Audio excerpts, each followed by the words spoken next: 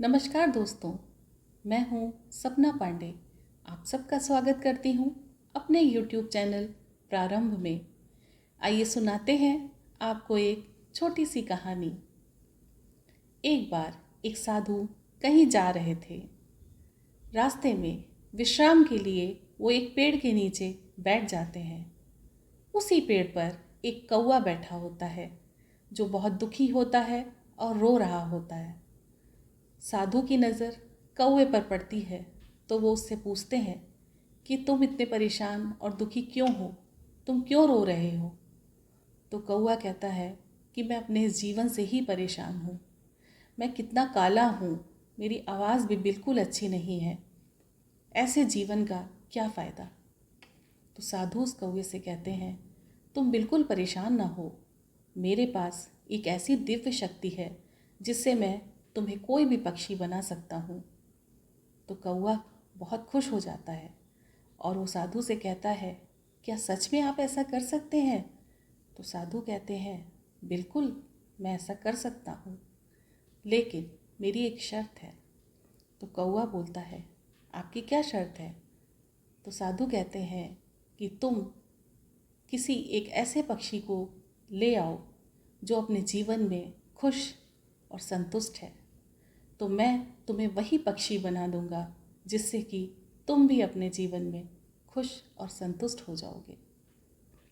तो कौवा बहुत खुश हो जाता है और वो खुशी खुशी सबसे पहले हंस के पास जाता है और हंस से कहता है कि हंस, तुम कितने सुंदर हो, तुम्हें भगवान ने दूध जैसा सफ़ेद रंग दिया है, तुम तो अपने जीवन में बहुत खुश होगे। तो हंस कहता है, कौन कहता है कि मैं अपने इस जीवन में बहुत खुश हूँ। सफ़ेद रंग भी कोई रंग होता है, ये तो कोई रंग ही नहीं होता। सारी ज़िंदगी पानी के इर्द गिर्द घूमता हूँ, ये भी कोई जीवन है। मैं अपने जीवन से बिल्कुल संतुष्ट नहीं हूँ। मुझसे तो अच्छा तोता है, उसके पास कितना प्यारा रंग है। तो फिर कौवा तोते के पास जाता है और वो तोते से कहता है कि तुम्हारे पास कितना सुंदर रंग है, तुम्हें लोग कितना प्यार करते हैं, तुम तो अपने जीवन में बहुत खुश होगे, बहुत संतुष्ट होगे। तो तोता कहता है, किसने बोला कि मैं अपने जीवन में बहुत खुश और संतुष्ट हूँ, ये भी कोई रंग है। पेड़ पे बैठता हूँ तो पत्तों से मिल जाता है, पत्ते जैसा रंग है मेरा। रही बात कि लोग मुझसे प्यार करते हैं तो वो अपने घर में ले जाते हैं और मुझे पिंजड़े में बंद कर देते हैं। सारी ज़िंदगी मेरी उसी पिंजड़े में चली जाती है, ये भी कोई जीवन है। मैं अपने जीवन से खुश और संतुष्ट नहीं हूँ। उसके बाद कौवा कई पक्षियों के पास जाता है, लेकिन सभी पक्षी अपनी कोई ना कोई व्यथा बताकर यही कह देते हैं कि दूसरा उनसे बेहतर है। अंत में कौवा मोर के पास जाता है और मोर से कहता है कि मोर, तुम बहुत खूबसूरत हो, तुम तो अपने जीवन में खुश और संतुष्ट होगे। तो मोर कहता है, नहीं, मैं अपने जीवन से बिल्कुल संतुष्ट नहीं हूँ, क्योंकि मेरी ये खूबसूरती ही मेरे लिए अभिशाप है। मेरी इस खूबसूरती के कारण मुझे चिड़ियाघर में डाल दिया जाता है, जिससे कि लोग मुझे देख पाए। यहाँ पर शिकारी आके हमें पकड़ लेते हैं और हमारे पंख को तोड़ के उनसे घर की सजावट की वस्तुएं बनाई जाती हैं। हमें कितना कष्ट होता है, ये तुम नहीं समझ सकते। मैं अपने जीवन से बिल्कुल भी खुश और संतुष्ट नहीं हूँ। उसके बाद कौवा मोर से पूछता है कि फिर तुम्हारे हिसाब से कौन अपने जीवन में सबसे सुखी और संतुष्ट है। तो मोर कौवे से कहता है, दोस्त, मेरे हिसाब से अपने जीवन में सबसे सुखी और सबसे संतुष्ट तुम हो। तो कौवा आश्चर्य से पूछता है, ऐसा क्यों।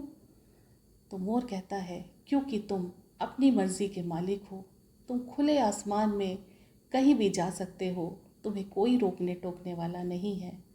कोई शिकारी तुम्हारा शिकार नहीं करेगा, कोई भी तुमको पिंजड़े में बंद नहीं करता। इसलिए तुम सबसे खुश और सबसे संतुष्ट हो। उसके बाद कौआ वापस साधु के पास आता है और उनसे कहता है कि मुनिराज, मैं जैसा हूँ वैसा ही बेहतर हूँ। मुझे किसी दूसरे पक्षी के जैसा नहीं बनना है। मैं अपने जीवन से खुश हूँ। तो दोस्तों, इस कहानी से हमें ये सीख मिलती है कि हमें अपनी तुलना किसी से नहीं करनी चाहिए, क्योंकि यदि आप सोचते हैं कि जो दूसरों के पास है वो आपके पास नहीं, तो ऐसा भी तो हो सकता है जो आपके पास है वो दूसरों के पास ना हो। जैसा कि सूरज और चांद की तुलना नहीं की जा सकती, क्योंकि वो दोनों अपने अपने समय पर चमकते हैं। कहते हैं ना, खुद को पहचानो, अपना मूल्य जानो। पहचानो कि तुम क्या हो, ये जानने के लिए तुम्हें लोगों की नहीं, खुद को खुद से जानने की ज़रूरत है।